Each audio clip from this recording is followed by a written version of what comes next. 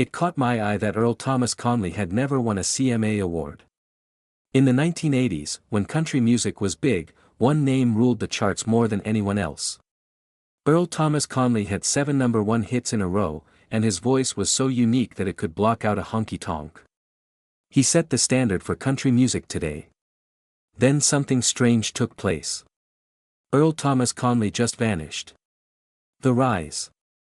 From being a nobody to a famous person in Nashville, Earl Thomas Conley didn't have a good start in life. In 1941, he was born in Portsmouth, Ohio. He grew up poor, which would have a big impact on his life. As a child, he had a hard time and a strong desire to run away from the life he was born into.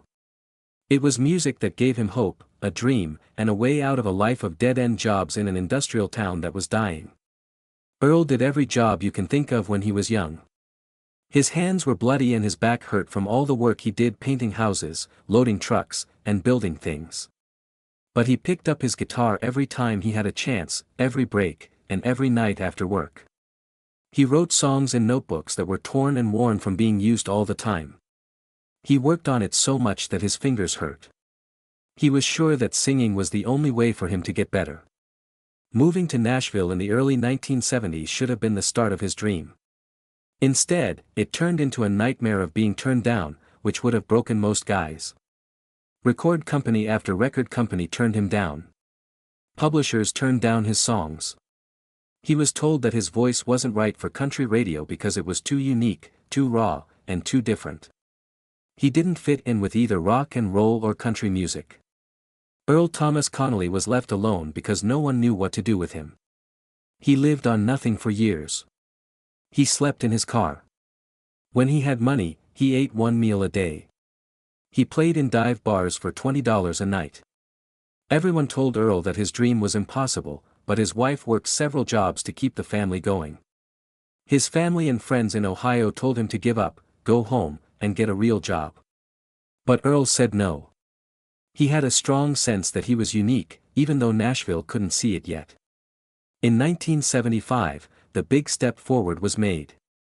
He had hoped for an explosion, but it wasn't that one. Dreamin's All I Do just barely made it to the country charts. It slowly limped to a low spot and then vanished. A lot of artists would have been happy. Earl thought it proved he was right the whole time. He was able to do it. Just give him another chance. But that chance wouldn't come for many years. Then there was more rejection. More poor people. More nights of worrying that he made a terrible mistake by leaving Ohio. The stress of money problems made his marriage worse. There were signs that Earl would never get into the music business, but he kept writing, playing, and believing even when no one else did.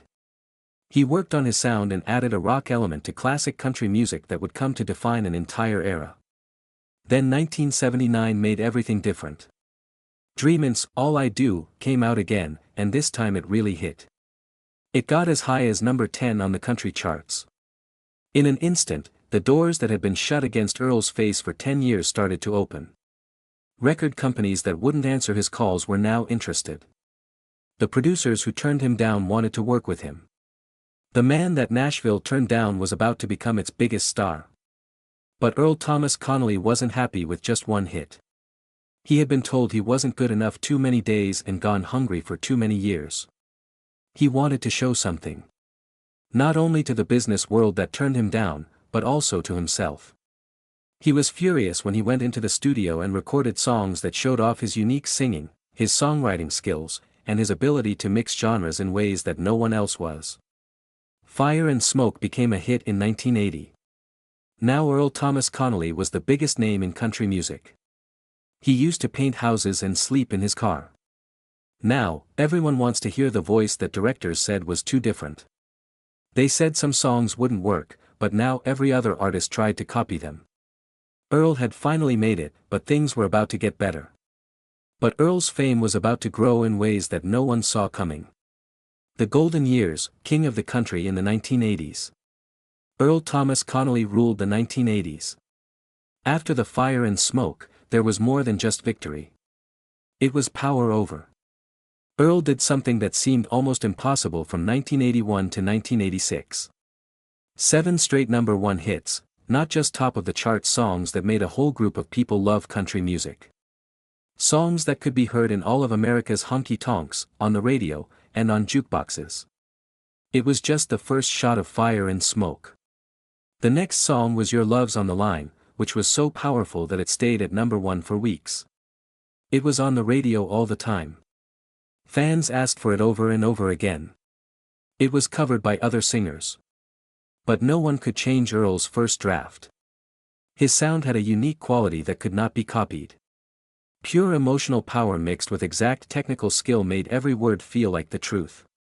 After Holding Her, I Loved You. It became one of the most famous country songs of the decade. Everyone with a cheating heart knew what the song was about. With Earl's unique voice that could break your heart and help you understand how complicated human emotions are at the same time. It wasn't just a hit. It was a big event in history. Not only Earl Thomas Conley was heard. They could feel him. It felt like the hits were coming at a technical level, somewhere between right and wrong. Chance of Lovin', You and I Have Loved You Girl were both number one songs. Each one showed off Earl's huge range as a singer and songwriter. He could sing sad songs about broken hearts that made grown men cry. He could play fast rock songs that got people dancing. He was able to do everything. He was the best in Nashville at what he did. Earl was more than just a talent, though. It was his job to write songs. Other artists asked to use his songs. Years later, Keith Whitley, Conway Twitty, and Blake Shelton all covered songs by Earl Thomas Conley. He was good at writing songs that were clear to everyone while still being personal. Songs that you couldn't take your mind off of for days. Stories that were true to life and felt like they did. The work they did together with Randy Travis became famous. Earl helped the young singer get started in the music business by producing some of his early work. This led to one of the biggest jobs in country music. Randy will always remember what Earl did for him. You'll never forget the hours Earl spent showing him how to sing, choose songs, and get around in the tricky music business. Earl always gave of his knowledge and was ready to help new acts, even when he was at the top of the charts. There were nominations for the Country Music Association and wins at the Academy of Country Music. There was also praise from Billboard and shows that sold out all across the country. Earl Thomas Conley was seen at all times. His songs were at the top of every list, and his face was on the cover of every magazine. 10 years ago, the man who couldn't get jailed in Nashville was now the city's undisputed ruler. His songs sold a lot of copies. People who put on concerts argued over him. Every entertainment show and awards show on TV wanted him to be on it. Earl had hit the very top of the country music world. He was making so much money that he could buy the houses and cars that he had only thought of during those hard times. He showed everyone they were wrong. But maybe even more important, Earl changed country music for good. His unique vocal style, willingness to push the limits while still honoring custom, and use of traditional country instruments and rock influences all had an impact on the artists who came after him. Earl Thomas Conley can be heard in Keith Urban's early work, Blake Shelton's voice, and the music of many other artists who grew up listening to his songs. When 1986 came around, Earl Thomas Conley was at the top of his game. 7 number ones in a row. A lot of records were sold. His peers' admiration and the love of his fans. Everything he had worked for, given up, and thought about during those hard years of being turned down was now his. No one could touch him.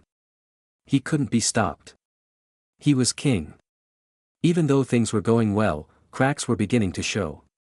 When music stopped being successful in the music business, the drop was short-lived. That lesson was about to be taught to Earl Thomas Conley in the worst way possible. The business world that had made him king was getting ready to forget about him. The drop didn't happen all at once. There were whispers at the beginning and end of the slow, painful fall. His relationship with RCA Records was the first sign. After years of huge hits, artistic differences started to show. Earl had strong feelings about his music, the way it was produced, and which songs should be hits. That was his right because he had done well. But record companies don't like people who don't want to be manipulated and stand up for themselves. Each record made things more tense. There were changes in country music by the late 1980s. The urban cowboy trend was ending. There were new acts coming out with new sounds. With his rock-influenced arena country, Garth Brooks was about to change the music business forever. Traditional country music was coming back in new ways thanks to Clint Black, Alan Jackson, and others. Earl's style had been popular in the early 1980s, but radio DJs who are always looking for the next big thing thought it was old news. RCA Records lost faith in an artist when their last few songs didn't make it to number 1 but instead made it to the top 10. Labels worry. Do not worry about the fact that top 10 hits are still huge wins. It didn't matter that Earl was still selling out shows. Do not think about his reputation and impact.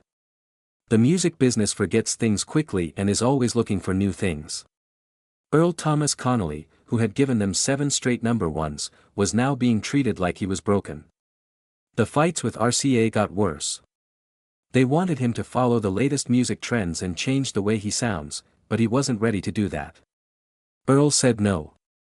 He had worked on his unique style for too long to give up on it now. He believed in being honest as an artist and keeping true to his vision. Being honest doesn't pay the bills if your label stops pushing your music. RCA fired him in 1991. The record company that made a lot of money off of his music and rode his success for 10 years just let him go. For Earl, it felt like being lied to. He had made them rich, been faithful, and given them hit after hit, but they threw him out as soon as the hits stopped coming in. There was interest from other companies. A small town with a long history, Nashville, though. The business world heard that Earl was tough, stubborn, and unwilling to make concessions. He was signed to smaller labels for short periods of time, but his new music had a hard time finding fans without big label support and radio play. Radio stations played music by younger acts. Fans switched to different sounds. The money problems started to get worse. Years of success had made Earl rich, but he wasn't ready for when things got tough. There's no sign that the hits will end. No one thinks the business world will turn its back. After buying homes, living an expensive life, and helping his family, he retired. The bills kept coming even after the money from new records ran out. It got harder to tour. Venues didn't want to book him because he didn't have any radio hits. In the 1980s, stadiums were always sold out. By the 1990s, nightclubs were only half full. Earl saw his job shrink and his importance fade. His legacy is being forgotten by a business world that only values present success. But the health problems that were starting to show up were even worse than the problems with the job. It started to hurt him physically after years of touring, stress from fights in the business, and the crushing disappointment of seeing everything he'd worked for fall apart. Earl started to feel awful symptoms that scared him. Having trouble coordinating, feeling weak, or getting dizzy. He tried to ignore them at first because he thought they would go away, but they got worse. The man who had worked so hard to get out of poverty, been turned down so many times, and hit the top of country music fame was now seeing it all go away. The radio stopped playing his song. New artists didn't recognize how important he was to them. Fans younger than him had never heard of him. Earl Thomas Conley, who was huge in the 1980s, was becoming less well known in country music. By the late 1990s, Earl's career as a music artist was pretty much over. No help from big labels, little airplay on the radio, and fewer chances to play concerts. The stability in his finances that he had worked so hard to achieve was going away. People forgot how much respect he had gained. Everything he had worked hard for and given up was falling apart around him. Earl was having a lot of trouble. There are fights on every front in the fall. Earl Thomas Conley was made low in the 2000s in ways that would have killed most people. It wasn't just that his work was going downhill or that he was getting old and fading away. His health, finances, and emotions all fell apart, taking away everything he had worked for and accomplished and everything that made him unique. In 2003, the stroke came on out of the blue. Earl was living a quiet life at home and trying to accept that he was no longer important in the music world when he suddenly felt weak all over. The disorientation, the confusion, and the terrifying awareness that something terrible was going on in his head. His body wasn't doing what he told it to do. He had slurred words. The room was moving around. He had already suffered a lot of damage to his brain by the time someone got him to the hospital. The doctors told Earl terrible news that broke his world. A big stroke had happened to him and hurt many parts of his brain. He had trouble controlling his movements. His speech centers were hurt. He lost his ability to coordinate.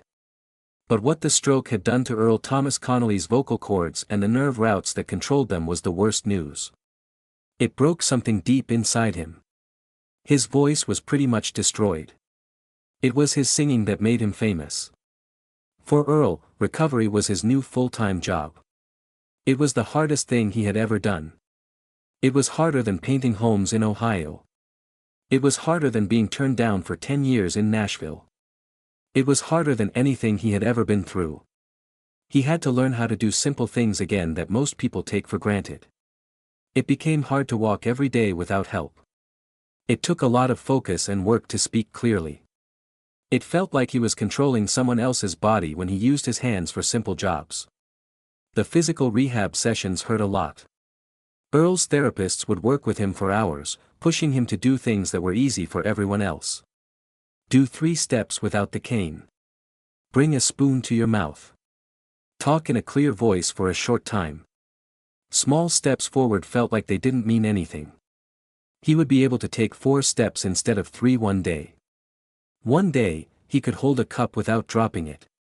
Even though these were meant to be wins, they felt like defeats. There was, however, nothing more horrifying than finding out that the stroke had hurt his singing voice. Earl knew that he could no longer make records.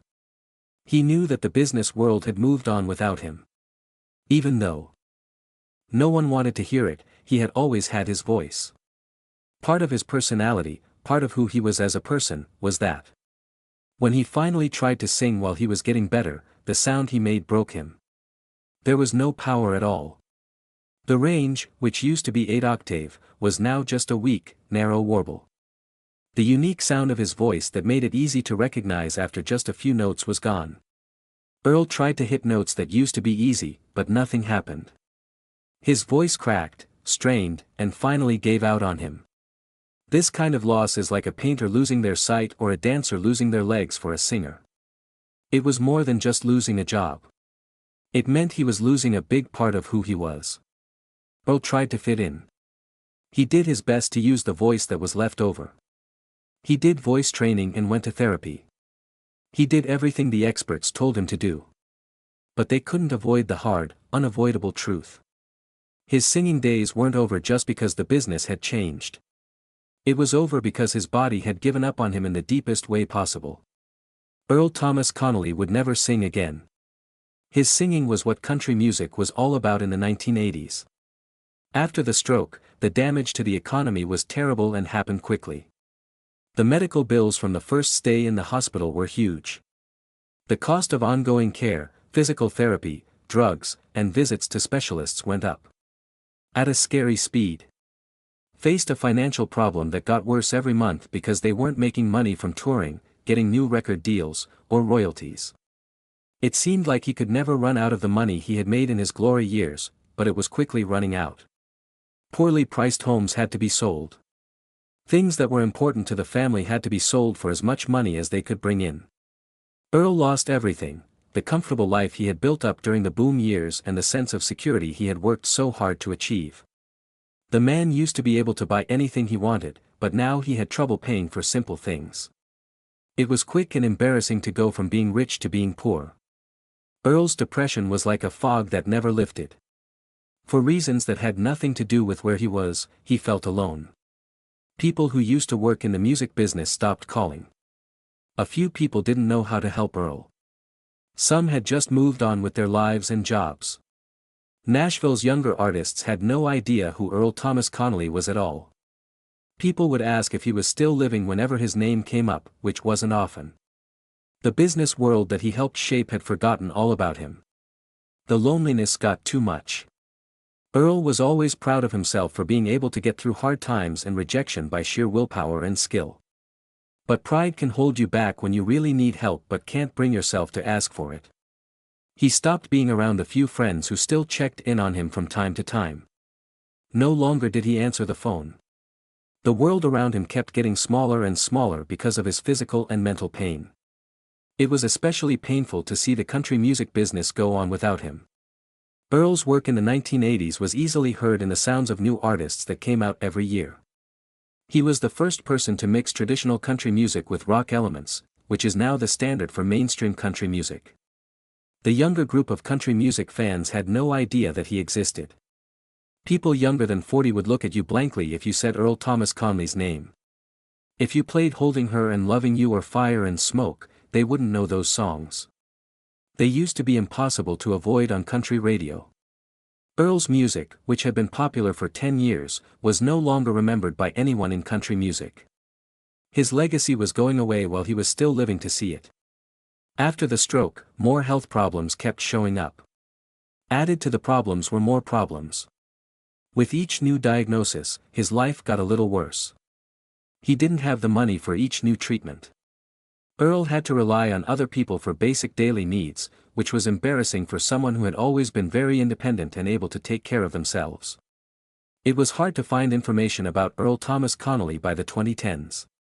The person who had 7 #1 hits in a row was poor. The sound that made country music famous in the 1980s was shut down for good. Anyone who didn't remember the artist's glory days had forgotten about the artist who had affected a whole generation. Earl had gone down as far as a person could go, but he wasn't done fighting yet. The history that was recognized too late. Blake Shelton ended up saving Earl Thomas Conley, which was a huge surprise, but it was too late. In the 1980s, Blake grew up in Oklahoma listening to country radio. During those years, Blake could not get away from Earl's music. Blake had spent a lot of time studying Earl's singing style when he was a young singer just starting out. He learned from Earl's way of putting things, how he sang with feeling, and how he could make every word of a song feel real. Blake was influenced by Earl Thomas Conley a great deal. While everyone else in Nashville forgot, Blake Shelton never did. As soon as Blake learned that Earl was still living and struggling with poverty and health issues while remaining anonymous, he felt a strong sense of injustice. The music business had given up on a man who was the leader in country music and had done things that most artists can only dream of. Blake chose to use his huge following and power to tell the country music world that they had forgotten about someone very important. Blake started to talk about Earl Thomas Conley a lot in interviews. When journalists asked Blake about his inspirations, he would go on and on about how Earl's music had shaped his own style. He would talk about how great Earl was at writing songs, how unique his voice was, and how he was the first person to mix country and rock music. It made him very angry and frustrated that younger country music fans had no idea who Earl Thomas Conley was. Blake didn't just say nice things. The man had a plan. The movement for change moved slowly but steadily forward. Because Blake kept talking about Earl, music journalists started to look into his work and write pieces about it. They found the 7 #1s in a row again. They looked into how Earl affected singers like Keith Urban, who had also learned how to sing like him. Earl started to be talked about by country music writers when they talked about how 80s country music changed over time. Younger artists who were interested in who Blake was praising found Earl's music on streaming services and understood how important he had been. The number of streams for Earl's old hits started going up. When new fans heard Holding Her, Loving You, and Fire and Smoke, they knew right away why these songs had been so popular on the radio. When music critics looked back at Earl's work, they saw that current country music owed him a huge debt. Earl Thomas Conley's name came up again in Nashville conversations after being forgotten for years. Blake set up for Earl to perform at a number of events in 2018 that were meant to honor his memory and contributions to country music. A lot of people from the business showed up, and many were learning about Earl for the first time. Everyone who remembered Earl in his prime was shocked when he showed up. The stroke made him look much older than his years. Getting help made him move slowly. He spoke clearly, having trouble. He wasn't able to sing a note, but the fierce intelligence and fighting spirit that got him from being poor to the top of country music were still in his eyes. The tribute performances were beautiful, but they were also so sad. Blake Shelton and other big names played Earl's best-known songs with a lot of respect. Their singing filled the rooms. With songs like Your Love's on the Line, Fire and Smoke, and Holding Her and Loving You. The crowds replied with great enthusiasm. Some people were hearing these old songs for the first time. Some people sang along with tears in their eyes because they remembered them from many years ago. Earl watched from a high seat, but he couldn't sing along with his own songs. Tears ran down his worn face. People who work in country music felt real shame. What did they do to let this happen? How was Earl Thomas Conley, who had 7 straight #1 hits in the 1980s, allowed to fall into poverty and obscurity? How had someone so important been forgotten for so long? The way the business treated Earl became a lesson that people talked about in a guilty, hushed tone. It showed something bad about how quickly fame fades and how artists are thrown away when the hits stop coming. However, the praise and honors came too late to really help Earl in any way. His health kept getting worse quickly all through 2018. The damage from the stroke was lasting and could not be fixed. Other health problems kept coming up, and each one took away a little more of his quality of life. By the beginning of 2019, everyone who knew Earl knew that he was losing his last fight. His body was finally giving out after being poor, being turned down for decades, working in a stressful job, and having a big stroke. Earl Thomas Conley passed away on April 11, 2019. He was 77 years old. The news of his death spread like flames in the country music world. There were a lot of comments on social media. All of a sudden, everyone wanted to thank him for what he had done. Popular singers shared touching memories and words of praise. In honor of him, radio stations all over the United States played his hits. Long obituaries in the news sites talked about his accomplishments and impact. Blake Shelton wrote a sad ode to Earl and called him one of the most important and underrated artists in the history of country music. The love and respect that came out were real, but it felt empty and sad. Where were all of these tributes when Earl was still living and having a hard time? Where was this praise when he needed it so badly? Where were these radio stations when no one remembered Earl and he was broke? In Earl Thomas Conley's death, the country music business honored him in ways they had not honored him at all in the last few years of his life. For a man who had given his life to country music, it seemed like too little, too late. All the lookbacks and studies that came after his death could not deny his impact. Music reviewers and historians found direct links between Earl's unique singing style and that of modern country stars like Blake Shelton and Keith Urban. His groundbreaking mix of traditional country instruments with rock influences pretty much set the standard for current mainstream country music. Many hits by other artists over the years were inspired by the songs he wrote. His 7 #1 hits in a row is something that not many artists have ever been able to do. Earl lost all the money he had made in the 1980s, when he was very successful. Every dollar had been spent on years of rising medical bills, business neglect, and money problems. Earl died without having a lot of money. His huge success should have given him a nice retirement, but it didn't. The man who sold millions of records and packed stadiums left his family with medical bills and money problems instead of safety. But his songs will always be classics. When new people hear Earl Thomas Conley's voice through streaming services, they quickly understand why he was so special. People are still moved by songs like Holding Her and Loving You decades after they were recorded. His music work still sounds new and different. Even though the business forgot about him while he was alive, the catalog he left behind will always show how talented he was. Earl Thomas Conley's story shows everything that is wrong with how artists are treated in the music business. He got to where he was by being very talented and determined, and he ruled country music with 7 straight #1 hits. He had an effect on everyone who came after him. Then the industry forgot all about him and left him to deal with his stroke and poverty on his own. They only remembered what he had done after he had died. Music will always remember Earl, but he deserves so much more.